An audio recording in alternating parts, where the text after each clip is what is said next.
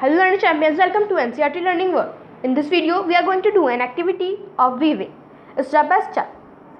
Step 1.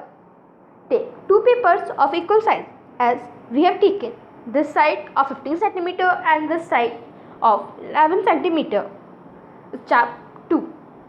Draw lines on both of the sides with the gap you want as we have taken 1 cm gap. Step 3. Cut both of the papers. Cut one paper in two strips and the other paper by lifting one side. Step 4.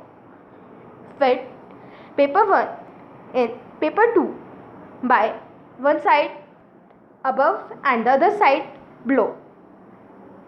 At step 5. Now follow the opposite step and fit the first corner below and the second corner above. Step 6.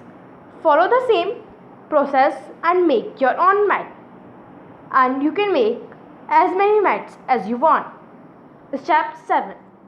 Please subscribe my channel and convert the subscribe button into subscribe.